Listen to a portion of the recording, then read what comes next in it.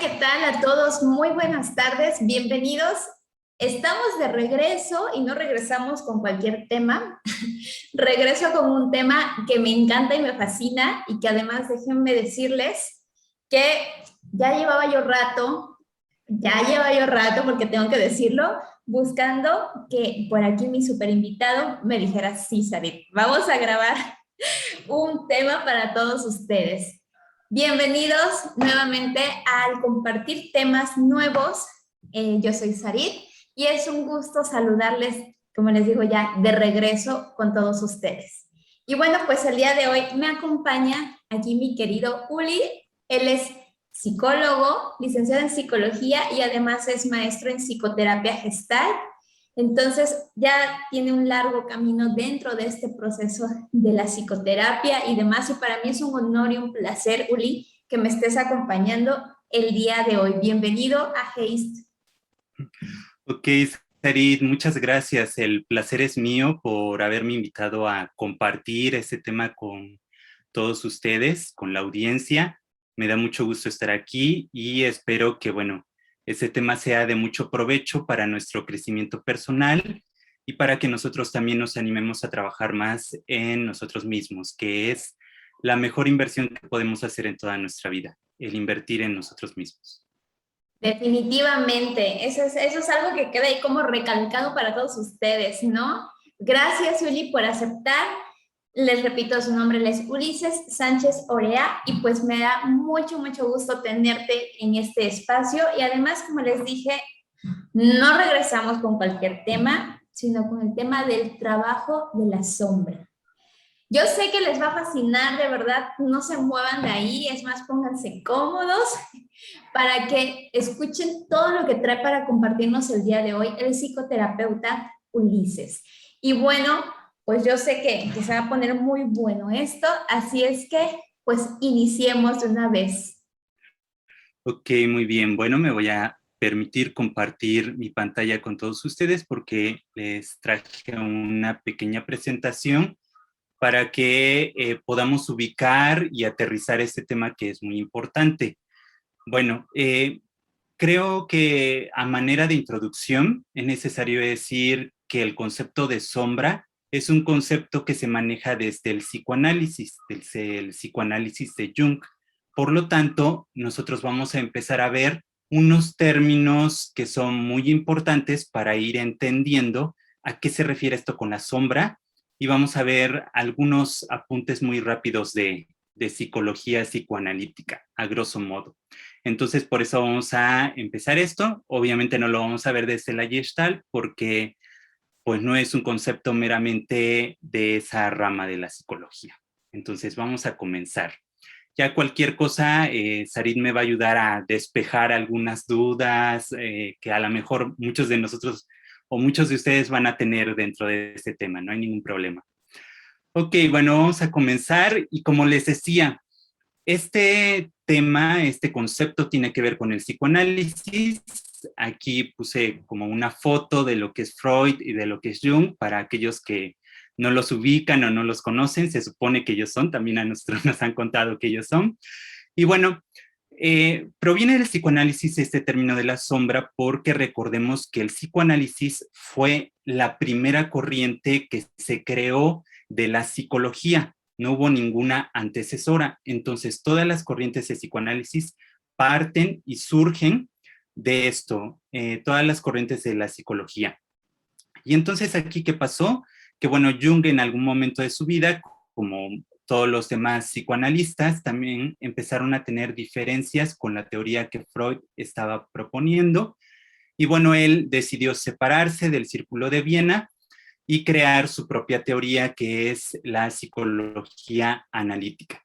Pero obviamente al separarse y al él provenir del psicoanálisis, él toma estos conocimientos del psicoanálisis y los transforma en su corpus teórico. Entonces, para nosotros entender su psicología de Jung, tenemos que tomar algunos conceptos prestados del psicoanálisis para que podamos tener una claridad dentro de esto.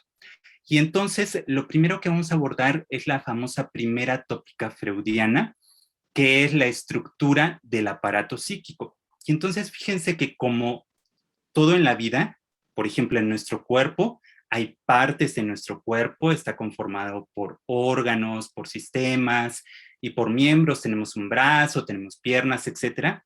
Así también nuestra mente, nuestra psique, tiene una estructura, tiene partes. Aunque nosotros no veamos físicamente esas partes, no quiere decir que no existen. De hecho, si nos ponemos a pensar, muchas de las cosas en que nosotros creemos y sabemos que existen, no las podemos ver. Por ejemplo, nuestros pensamientos. Si yo me voy a toda la sociedad, pues muy pocos dudarían que existen los pensamientos, o sea, pues todo el mundo piensa, todo el mundo imagina, etcétera. Sin embargo, si yo le pido a alguien que me muestre físicamente un pensamiento, que me diga, esto es un pensamiento, pues no lo vamos a poder hacer, porque simplemente es algo que está dentro de nuestra psique. Sin embargo, no dudamos que existe. Entonces, de esa misma manera, la estructura del aparato psíquico existe sin que nosotros, bueno, podamos tocarlo, sin que sea algo netamente palpable o físico. Entonces, esa es la primera tópica freudiana que viene haciendo la estructura del aparato psíquico. Ok, ¿y en qué consiste esta tópica? Bueno, que el aparato psíquico se compone por tres entidades psicológicas, que es el consciente, el preconsciente y el inconsciente. El consciente alude a todo lo que nosotros podemos percibir a través de nuestros sentidos, que podemos procesar con nuestro pensamiento y que tenemos la certeza de que está ocurriendo en el momento presente. Por ejemplo, en este momento, ustedes como audiencia están viendo este video, están viendo esta charla, saben que el día de hoy, bueno, es determinado día, estamos grabando en domingo, entonces saben que es determinado día, que hay dos personas que están llevando esta charla, etcétera. Y esto, ¿cómo lo saben? Bueno, a través de su percepción, a través de lo que están viendo, están escuchando, están sintiendo, de lo que hay a su alrededor. Esa es la parte consciente.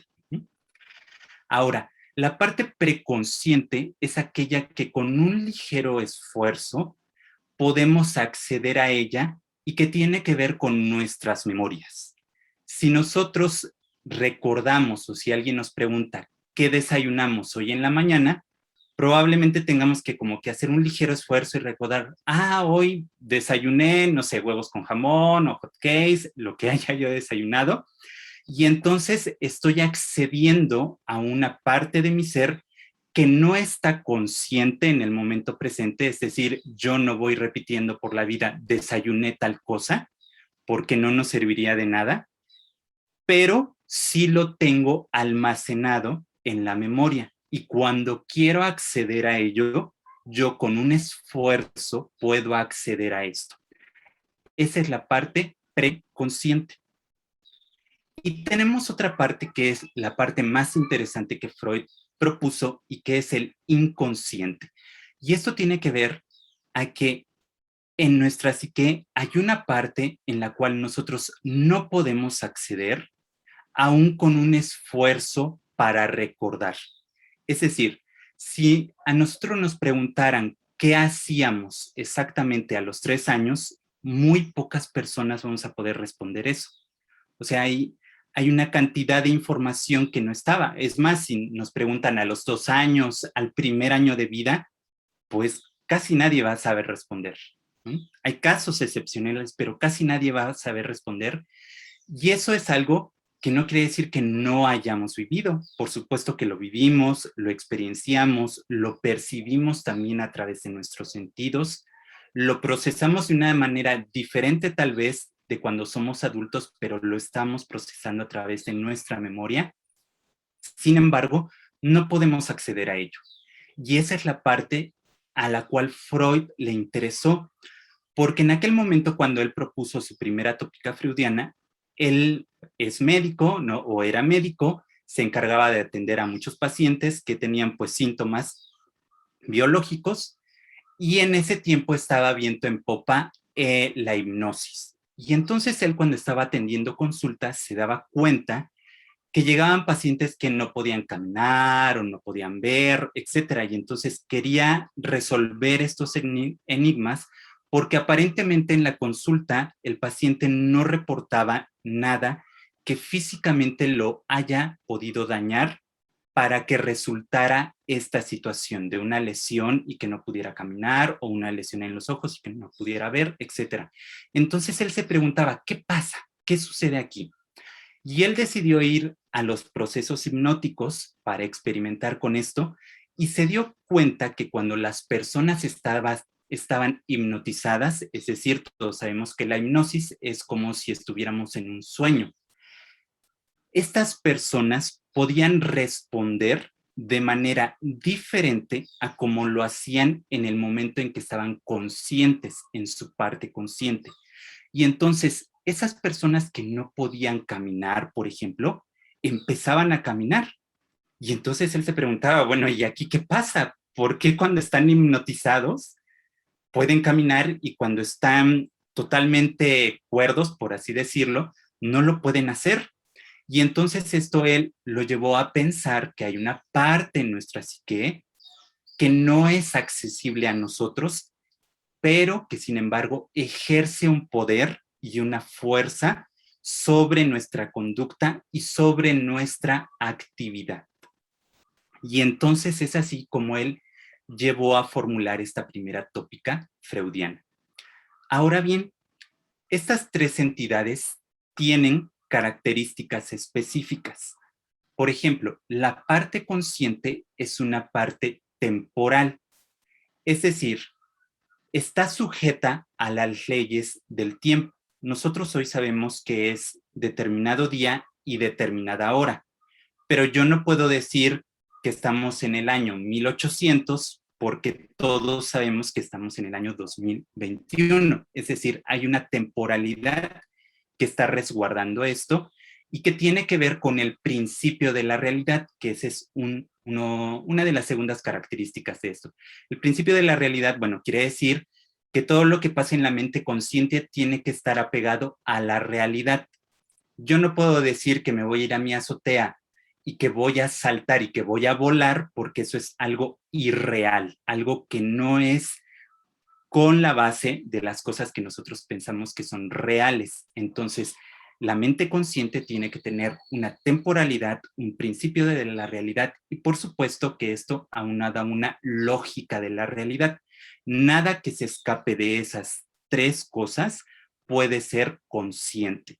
Tiene que tener también una lógica esa realidad. Y bueno, también aquí puse una cuarta que estoy agregando, entre comillas, que el consciente es algo voluntario. Es decir, que lo podemos moldear a nuestra voluntad, en tanto que cuando nosotros entendamos las cosas de manera consciente, podemos cambiarla. Y entonces aquí es donde entra una parte muy importante que Freud era la que observaba, que cuando los fenómenos inconscientes, es decir, que no podíamos acceder a ellos, podíamos volverlos conscientes, entonces podíamos cambiarlos. Y eso es lo que nosotros hacemos en psicoterapia. Por ejemplo, puede llegar alguien con un problema de pareja, pero que ese problema de pareja está en esa parte inconsciente. Por lo tanto, no se da cuenta de lo que está sucediendo. A lo mejor hay discusiones dentro de su pareja, no se da cuenta por qué son esas discusiones. Cuando nosotros nos vamos a la exploración de la raíz de esas discusiones, las volvemos conscientes y entonces la persona tiene entera voluntad para elegir si quiere seguir en esas discusiones o no. Pero esto no se puede hacer hasta que no se haga consciente. Más adelante vamos a desglosar un poquito más esto. Entonces, esas son las características de la parte consciente. Ahora, la parte preconsciente, como ya lo veíamos, tiene que ver con la memoria, y esto también tiene que ver con esos tres principios, que está sujeta a una temporalidad. La memoria está sujeta siempre a una temporalidad, a un principio de la realidad y a una lógica de la realidad. Pero la parte inconsciente no funciona así, y esa es la parte medular de esto, porque la parte inconsciente es totalmente atemporal, es decir, no está regida por las leyes del tiempo. Vamos a poner un ejemplo. Supongamos que yo hace 20 años en mi vida sufrí un ataque de un perro, vamos a decir que me mordió. Para mí ese ataque del perro fue tan estresante y fue una emoción tan desbordante que mi mente, por salud, decidió bloquearla, es decir, decidió reprimirla. Y vamos a recordar esto, todo lo que reprimimos se va a la parte inconsciente de nuestra psique. Y entonces ese ataque, como fue tan drástico para mí, para poderlo afrontar por salud, mi parte consciente lo reprimió, lo envió al consciente y entonces se bloqueó, se borró y es como si no hubiera pasado. Sin embargo, cuando yo años después, 5, 10, 15 años después, si no lo trabajo obviamente, vuelvo a enfrentarme a un perro con esas características, eso automáticamente genera en mí una respuesta que está guardada en mi cuerpo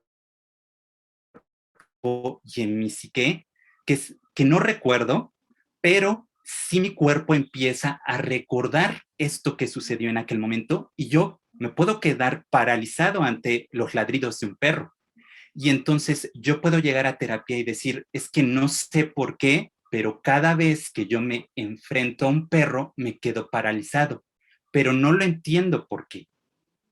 Y entonces cuando nosotros nos vamos a explorar esta parte, la persona cuando lo vive de una manera inconsciente, no lo está viviendo de una manera temporal. Es decir, si nosotros lo viviéramos de una manera temporal, yo dijera, bueno, me atacó el perro hace 20 años, a lo mejor yo tenía 5 años en ese momento, ahora ya soy más grande, o sea, yo perfectamente me puedo enfrentar a un perro chihuahua o a un perro, ¿no?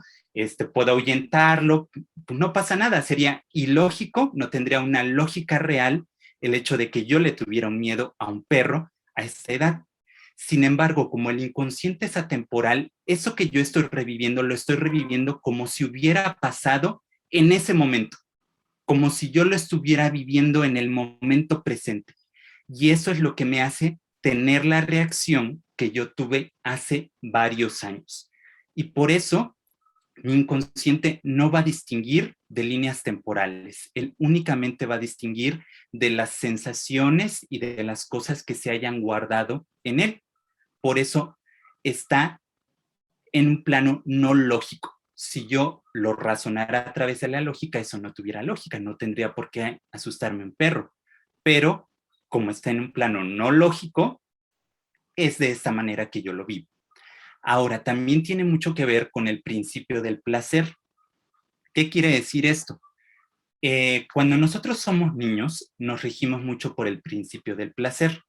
El principio del placer significa que yo quiero tener una gratificación inmediata a todas las necesidades que yo tengo.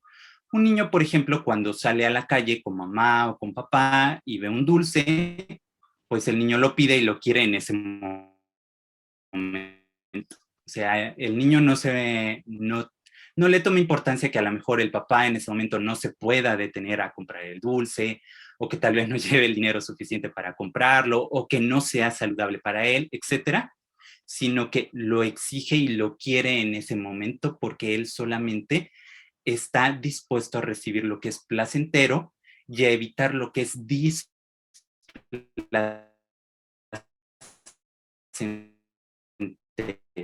ese es placentero para él. Contrario al principio de la realidad, que bueno, el principio de la realidad le va a enseñar al niño a decir que tiene que postergar algunas cosas que él desea, que no siempre se le van a dar en el momento en que las quiere. Ahora, el consciente y el preconsciente se rigen por este principio de la realidad, es decir, podemos aplazar cosas que nosotros queremos, pero el inconsciente no. Y cuando yo estoy hablando, tomando otra vez el ejemplo del shock del perro que vivimos hace años, mi inconsciente me exige a través del principio del placer que eso que yo estoy viviendo, ese dolor, ese displacer que estoy viviendo en ese momento, yo lo quite, lo termine. No lo quiere en ese momento. Tal vez si fuera una parte consciente lo pudiera resistir, pero no lo puedo resistir porque estoy hablando desde el principio del placer. Y entonces también esto tiene que ver con todo esto que surge del inconsciente, es algo involuntario. Yo no lo puedo manejar a voluntad propia. Es algo automático. Y entonces, por ejemplo, cuando yo tengo esa reacción, tengo todas las reacciones al enfrentar el perro, me quedo paralizado, pero yo no lo puedo manejar. Yo no puedo a voluntad propia decir, me voy a salir de este trance, de este shock y me voy a salir corriendo o me voy a pasar a la otra acera, etcétera, porque no lo puedo manejar. Entonces, eso es algo muy importante de entender porque tiene que ver mucho con el concepto de la sombra que está en esta parte inconsciente. Bueno, ok. Ahora vamos a pasar a este esquema. Como ya lo decía, bueno, la parte consciente viene de todos nuestros pensamientos, nuestras percepciones, nuestras emociones y demás, como ya lo hablamos anteriormente. En esta parte de la línea que está aquí y que dice memoria, tiene que ver con nuestro preconsciente, con lo que nosotros guardamos ahí. Y en nuestro inconsciente tiene que ver con todos los miedos que nosotros tenemos, todos nuestros instintos sexuales, las pulsiones, el thanatos y el eros, que le llama Freud. El thanatos es la pulsión de muerte y el eros es la pulsión de vida. No me voy a detener ahí porque si no vamos a hacer el tema demasiado grande, pero bueno, es suficiente para que ustedes lo sepan de esa manera. Y las necesidades inmorales, por ejemplo, nosotros podríamos en este momento decir que queremos salir a la calle desnudos, ¿no? Pero eso es algo que moralmente pues no está permitido, ¿no? Y además no está bien visto, o sea, yo no puedo salir a la calle desnudo porque tal vez me aprendería la policía o las demás personas se espantarían, etcétera. Pero puede ser que alguien tenga un deseo de este tipo, y al ser un deseo de este tipo y no poderlo hacer consciente, es decir, no poderlo llevar a la acción, entonces, ¿qué hace mi memoria, mi psique? Lo manda a la parte inconsciente para que ahí esté y lo tenga como enjaulado. Y que dicho sea de paso, el inconsciente, como vamos a ver, no es como Jung pensaba. Jung pensaba que el inconsciente es un almacén, es decir, donde todo lo que yo quiero guardar, voy, lo guardo y ya, se acabó, sino que este inconsciente también ejerce una presión para que nosotros hagamos acciones concretas. En este ejemplo que puse del perro, a través del inconsciente no estoy guardando solamente ese recuerdo del ataque del perro, sino que me está impulsando a tener una acción concreta, que es quedarme paralizado, es temblar, es tener miedo, agitarme, etcétera. Es decir, está ejerciendo una presión para que yo realice determinada conducta. Ahora, vamos a ver aquí. Jung, cuando se separa de Freud, propone otros términos y dentro de eso propone un término que se llama el inconsciente colectivo. Jung hace una diferencia entre el inconsciente personal, que es un inconsciente muy similar al que habla Freud, casi totalmente igual, y un inconsciente colectivo. El inconsciente colectivo, a grosso modo, porque también es un término que es muy amplio, es que Jung consideraba que hay toda una sabiduría a nuestro alrededor, que también nosotros estamos conectados a esa sabiduría y que podemos obtener información a través de esto. Y esta sabiduría que es colectiva, que es de generación en generación, se ve demostrada, por ejemplo, en muchos textos sagrados que hay alrededor del mundo y que cuando nosotros los revisamos en todas las religiones del mundo, hay muchas cosas que coinciden, sea la religión católica, cristiana, musulmana, budista, muchos de los principios que están ahí coinciden. Y esa sabiduría que coincide, que tal parece que como si fuera que alguien les fue diciendo el mismo discurso a todos alrededor del mundo, es lo que Jung llamó el inconsciente colectivo, que hay una sabiduría alrededor de nuestro mundo y que todos podemos accesar a esa sabiduría. Y que por lo tanto también nosotros cuando estamos lo suficientemente conectados con ese inconsciente, podemos obtener esta sabiduría. Y este inconsciente colectivo tiene tres rasgos importantes que son los símbolos, los signos y los arquetipos. Bueno, vamos a empezar por los signos. Los signos obviamente son representaciones gráficas de algo. A lo mejor si yo ahorita les pusiera una S con una línea en la parte de en medio, todos podríamos distinguir o imaginar ese signo, esa representación gráfica. E inmediatamente a lo mejor nosotros diríamos, ah, es el signo de pesos, ¿no? Es una representación gráfica. Ese signo, esa representación gráfica tiene un simbolismo, es decir, un atributo, un significado que yo le doy a ese signo. Y en esta ocasión yo le estoy dando a esa S con una línea atravesada en medio el simbolismo de pesos, de dinero. Y entonces yo me puedo empezar a imaginar varias cosas. Me puedo imaginar pesos mexicanos, dólares, transferencias, etcétera. Pero si se dan cuenta, yo estoy asociando ese gráfico a ese simbolismo. Sin embargo, ese gráfico no es dinero, simplemente es un gráfico, ¿no? No tiene nada que ver con el simbolismo que yo le estoy aplicando. Sin embargo, así funciona el inconsciente. Y bueno, esto tiene que ver con los arquetipos, porque los arquetipos es un conjunto de símbolos y signos que vienen dados de generación en generación y que nosotros les damos un significado concreto. Por ejemplo, el arquetipo de mamá. Si yo digo la palabra mamá, la gran mayoría, ¿no?, de la población pensaría o la asociaría con ternura, con protección, con cuidado, con cariño. De hecho, por eso Suavitel sacó su propaganda de que es suave como el amor de mamá, ¿no? ¿Para qué? Para aprovechar ese arquetipo, ¿no? Obviamente. Y si veo el arquetipo de papá, pues a lo mejor yo lo asociaría con la autoridad, con algo fuerte, con seguridad, etcétera. Si veo a un ángel, pues a mí yo lo voy a asociar con algo bueno, con algo puro, etcétera. Ese es un arquetipo, son simbolismos que están difundidos en el inconsciente colectivo, es decir, de generación en generación, que toda una población puede saber cuál es su significado. Ahora, ¿por qué les cuento esto? Porque, bueno, finalmente la sombra está dentro de los arquetipos. La sombra es un arquetipo. Y entonces aquí vemos su definición. Todo esto lo expliqué para llegar a esta definición que es importante.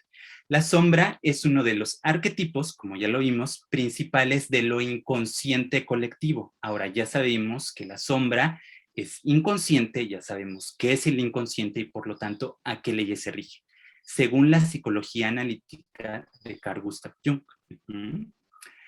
Jung utilizó este término de dos maneras diferentes, ¿sale? Por un lado, se puede definir como la totalidad de nuestro inconsciente, es decir, de todo lo que está ahí almacenado, de todas nuestras experiencias anteriores y de lo que nos llevan a hacer esas experiencias que están ahí almacenadas. Y del mismo modo definió esta sombra, ¿no?, como la manera en la cual Freud definía que el inconsciente es finalmente aquello que cae fuera de la conciencia, aquello que no tenemos acceso a ello. Entonces Jung va a mantener el mismo postulado, adaptándolo obviamente a su teoría y por eso le dio esta nueva definición de sombra. Y que bueno, además esta sombra tiene una dimensión personal y una dimensión colectiva, un inconsciente colectivo también. Entonces, vamos a entender que la sombra puede ser personal, nada más yo la puedo tener, pero también puede ser colectiva, es decir, toda una sociedad entera puede tener una sombra determinada. Y esto es muy importante porque hay muchas sociedades que por eso se comportan de determinadas maneras o que aceptan o niegan determinadas cosas, pero están determinadas por esa sombra colectiva que ahí está y que la sombra también proviene de un proceso de aprendizaje. Ok, y en segunda instancia, la sombra que pues Jung designa el aspecto inconsciente de la personalidad, es decir, de nuestra forma de comportarnos, a eso se le llama personalidad, caracterizado por rasgos y actitudes que el yo consciente no reconoce como propios. Y esta es una nueva definición porque no solamente nos está hablando de algo inconsciente que está guardado y que está haciendo presión para salir, sino que también los rasgos y las actitudes que yo tengo en esa sombra muchas veces no las voy a reconocer como si fueran propias. Por ejemplo, si yo soy una persona que se enoja mucho, yo en algún momento puedo pensar que ese rasgo no es mío. Y muy típicamente hay personas que dicen, es que mis hijos, por ejemplo, me hacen enojar.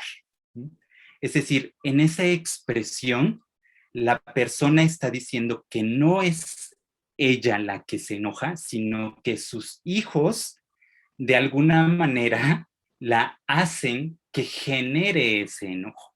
Entonces, esta persona no está reconociendo algo que viene de ella, que es de ella, pero no lo está reconociendo porque obviamente está dentro de esta parte de la sombra que nosotros estamos teniendo. Uh-huh. Ok, y entonces esto tiene que ver con esta parte. Muy bien.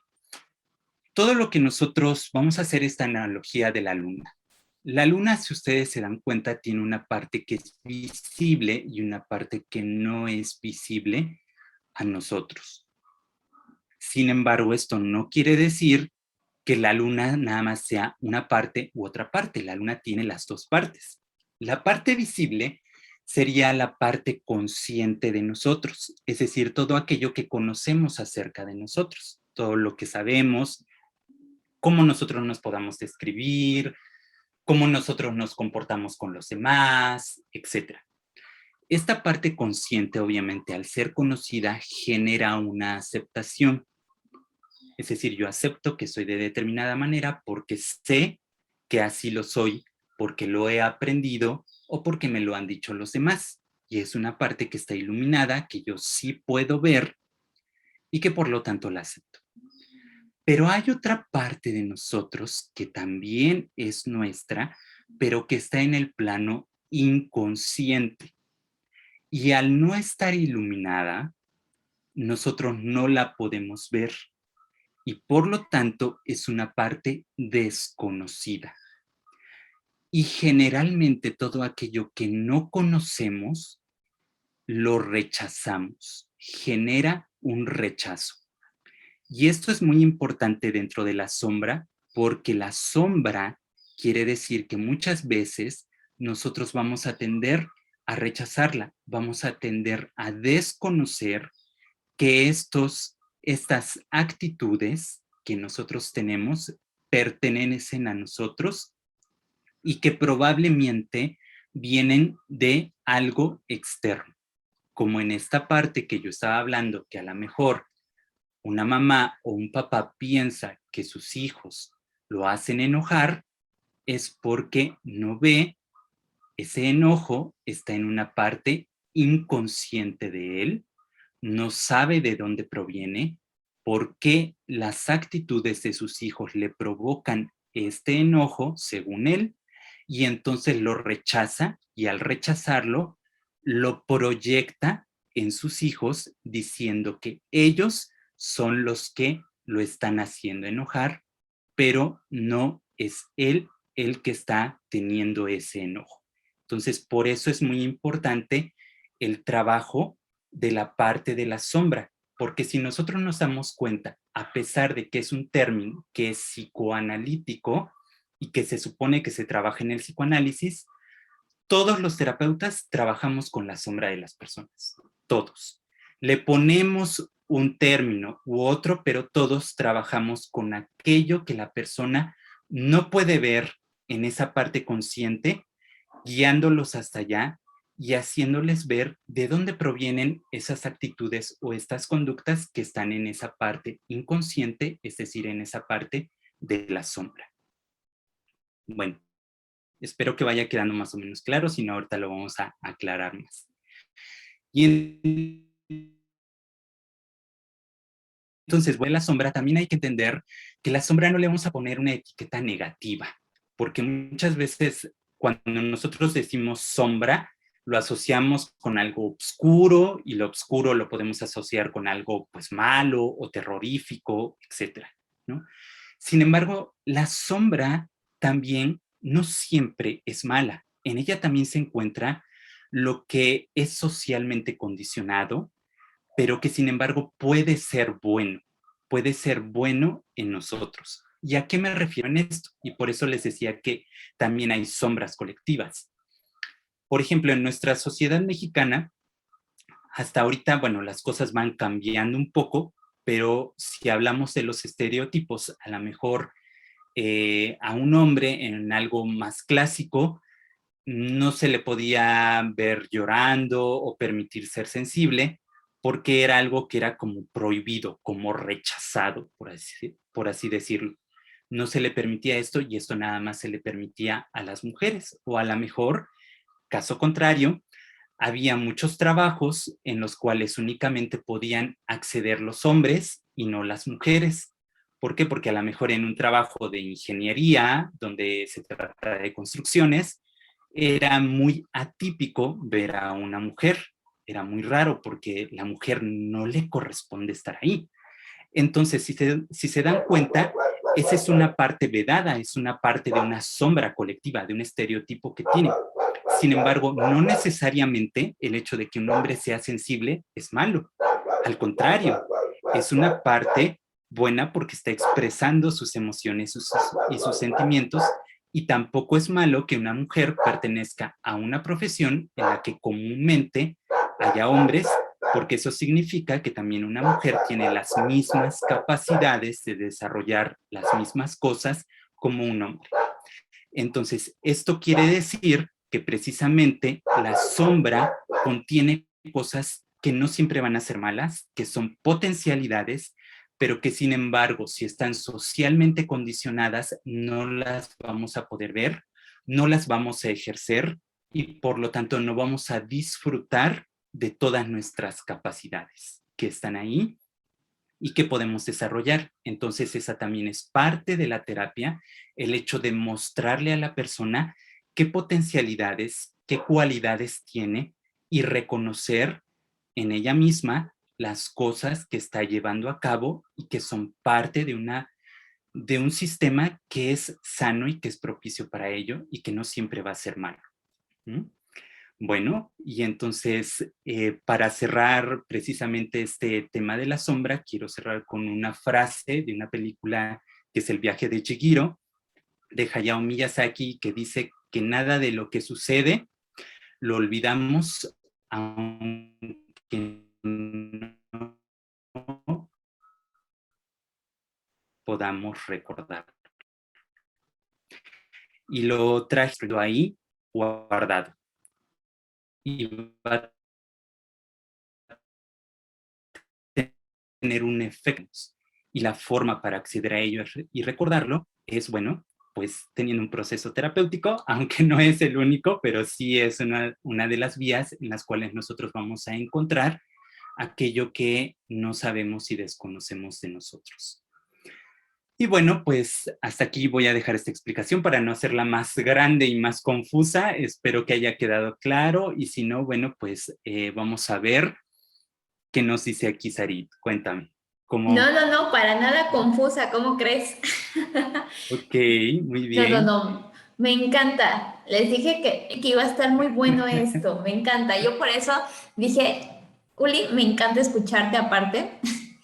Y yo Gracias. sé que a ellos con toda esta explicación como tan bien detallada, ¿no? O sea, como para, como dices, aterrizar a lo mejor un poco más los conceptos previos al concepto de la sombra. Y me encanta que cómo lo hiciste. Y yo estoy segura de que, bueno, muchos están así como de, oh, en esa parte donde dices, ahora entiendo.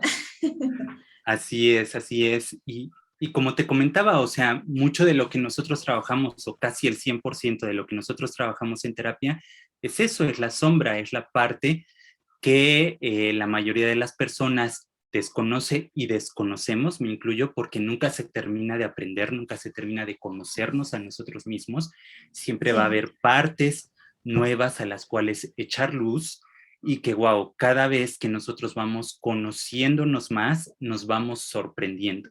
Y entonces de ahí vamos a conocer muchas cosas. A lo mejor si se me ocurre el ejemplo de decir que mi jefe me cae mal, ¿no? A lo mejor, pues yo no sé por qué me cae mal, ¿no? Pero me cae mal, o sea, sus actitudes, su forma de ser o de hablar, etcétera, ¿no? Y yo lo puedo llevar a terapia y precisamente ahí vamos a ir analizando cómo es muy probable que mi jefe me cae mal sea un resultado de una proyección, es decir, de algo que yo estoy poniéndole a mi jefe y que finalmente no es de mi jefe, que es una experiencia que yo tuve en aquel tiempo, tal vez con mi papá, tal vez con algún tío, con algún maestro, que me impactó mucho, que me llevó a rechazarlo, a despreciarlo, y que finalmente cada vez en mi vida que me encuentre con personas que tienen ese tipo de actitudes, me van a mover emocionalmente. Y entonces esa parte de la sombra que está vedada, que no veo, la vamos a hacer consciente en terapia y a través de un proceso de sentirlo, de analizarlo y sintetizarlo, vamos a llegar a una conciencia con la cual, al ser consciente, lo vamos a poder moldear a nuestra voluntad y vamos a decidir si queremos seguir haciendo este tipo de cosas o no. En resumen, eso sería un proceso terapéutico de una sombra.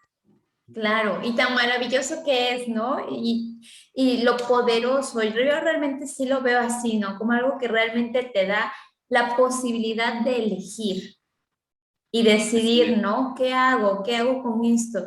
Y es infinito, como dices, el trabajo. O sea, realmente cuando notas que ya trabajaste cierta situación o cierto aspecto que estaba por ahí en la oscuridad, de pronto la vida te va presentando todavía más oportunidades para poder seguir trabajando con esa sombra, ¿no? Y como bien decías, no solamente es la mía, también la sombra que luego se trabaja en una familia, porque es también Por muy supuesto. interesante todo lo que surge en una familia y como sociedad, ¿no? Ujú. Recordando que afortunadamente somos seres completa y absolutamente sociales y que siempre en la relación podemos ir descubriendo muchas cosas que están en nuestra luz y en nuestra sombra, ¿no?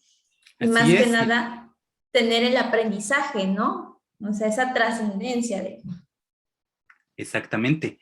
Y saber también bueno, nuestra sombra es parte de nosotros, es integrarla, es aceptarla, abrazarla, amarla también. Porque bueno, finalmente a lo mejor en el ejemplo que yo les decía de la mamá o el papá que se enoja con sus hijos, es totalmente normal que también surja enojo en nosotros. Es una emoción finalmente que no es ni buena ni mala, simplemente es una emoción que a través de ese proceso de aprendizaje y de entendimiento, de descubrimiento de dónde viene, yo voy a elegir si lo quiero seguir utilizando o no, y también voy a aceptar que como ser humano tengo derecho a enojarme y que lo malo no es el enojo, por ejemplo, sino qué es lo que yo hago con ese enojo. Eso es lo importante. Entonces, finalmente somos seres humanos infinitos, ¿no? Y que es la integración de esta totalidad que nosotros somos. No separarnos, sino que aceptarnos a nosotros mismos tal y como somos y que ese también es parte del proceso del trabajo de la autoestima. Y definitivamente, ¿no? Lograr esta integración, o sea, es algo mágico que pasa en un proceso terapéutico, ¿no? Así De es. verdad que yo les invito a todos ustedes que se den esa oportunidad, ¿no? Porque mientras más estemos integrados, mejor estoy conmigo y con las demás personas. Insisto, tu forma de estar, de vivir con tu familia, con pareja, con tus hijos, inevitablemente cambia y causa un efecto en los demás. Entonces, pues sí, es como extender también a todos ustedes esta posibilidad, ¿no? De tener un proceso terapéutico en el cual puedes descubrir infinidad de cosas, de verdad. Es algo maravilloso y tú puedes ir eligiendo sobre todas las cosas. Con eso que yo me doy cuenta, ¿qué voy a hacer? ¿No? Y ahora, ¿qué? ¿No? Pero todo eso, pues sí, definitivamente se logra gracias a un buen proceso terapéutico, ¿verdad? Llevado con personas que están completa y absolutamente preparadas para hacer esto, ¿sale? Y bueno, pues obviamente yo aquí les dejo a una de mis recomendaciones más bellas que tengo, que es aquí mi querido psicoterapeuta Ulises. Él atiende en su consultorio particular, entonces también aquí les dejo una opción excelente para poder tener este trabajo terapéutico con alguien que ha tenido la preparación, que constantemente se actualiza y se mantiene, ya lo vieron, ¿no? Muy en todo el conocimiento necesario para poder acompañarlos en un proceso terapéutico. Entonces, pues Uli, tú me dices si por ahí hay algún interesado, cómo se pueden contactar contigo, si gustas compartir tu correo. Ok, muy bien. Bueno, me pueden escribir por favor al correo ulises.orsan@gmail.com. De todas formas, todos los datos los voy a dejar con Sarit y ya cualquier situación, bueno, ella me va a hacer el favor de ser como el enlace también y obviamente también invitarlos a que ustedes puedan invertir en ustedes para que ustedes puedan crecer cada día como personas y sobre todo en estos momentos que estamos viviendo pues mucha tensión dentro de nuestra sociedad con todos estos eventos que se están dando.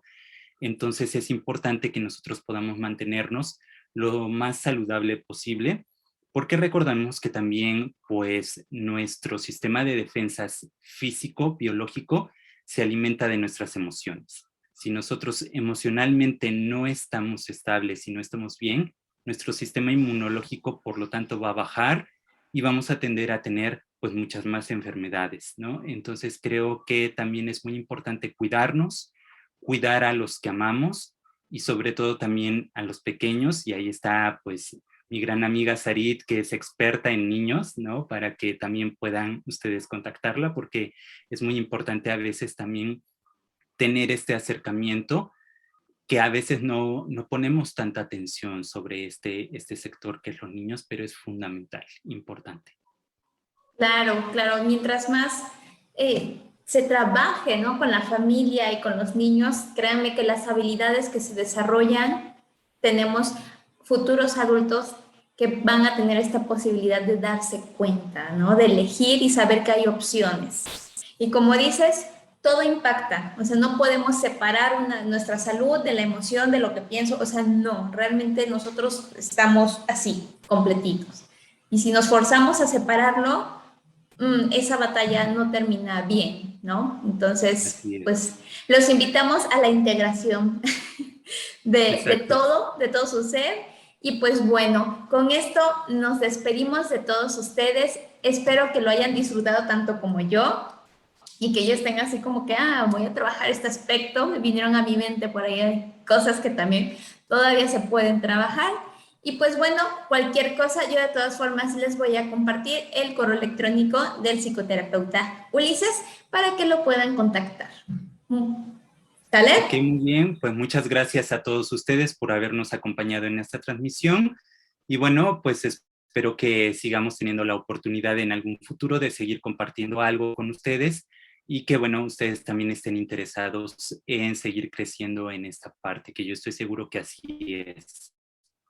Y te agradezco mucho a ti también, Sarit, por haberme extendido esta invitación. Es un honor haber estado aquí contigo y compartir esto con toda la audiencia. Yo te agradezco un montón, Uli. Espero pronto poderte dar un abrazo ya en persona y poder darte Claro, las gracias. Gracias a todos los que nos acompañaron el día de hoy y quédense muy al pendientes porque bueno, ya ahorita con todo esto que nos acaba de compartir Uli, viene otro tema que se enlaza súper bien al trabajo de la sombra. Entonces, pues muy al pendiente de los siguientes temas que vamos a tener para todos ustedes. Que pasen una excelente noche y nos vemos pronto. Gracias. bye.